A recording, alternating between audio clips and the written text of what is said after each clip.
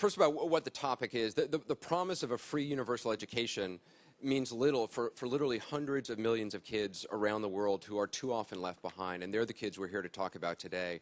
We're talking about girls who live in remote areas far away from schools, child laborers, those with disabilities, victims of sex trafficking, and kids who are orphaned or affected by HIV/AIDS. When you have reduced numbers of teachers and you have very large class sizes and you're trying to maintain some substance and quality of education, it's a very tough slog. But on top of that, of course, when you're dealing with HIV and AIDS kids, you're dealing with children who have lost their parents very often. There are now 14, 15 million orphan children, orphaned by AIDS in sub-Saharan Africa. The numbers are rising exponentially, and they're desperately in need of nurture and support, and that's very difficult to find. We all use the facile phrase psychosocial support, but there are no psychologists, there are no social workers. You're dependent on the sensitivities of the community and of the teachers, and it isn't always there.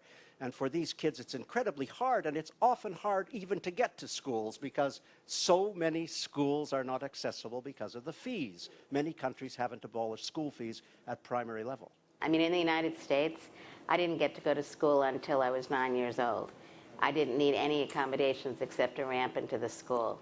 And there are millions of children around the world who had polio, have other types of disabilities where we just need a little bit of access into the school. There was a longitudinal study that was done in the United States in the 1990s, which showed that disabled teenage girls by the age of 18 were twice as likely to be single mothers as non-disabled kids. I would like to have people think about children who are the have-nots in our society. And where do we have the largest number of have-nots? You know, 35 million children don't go to school, don't ever see a school. Besides health, disease, and, you know, problems which are, you know, so common amongst the children, these are some of the problems that the world must look at. I think I know the answer to this, but what stands in the way of the expansion and replication of your schools? What stands in the way of expanding your program? Just money? Money. And it can all be overcome with some real sense of resources. They're there. Gordon Brown, Prime Minister of the UK, came to the United Nations on July 31st, and correct me, David, if I'm wrong, but I think he said $9 billion a year would do it to put every kid in school, disabilities, disadvantage, right across the board.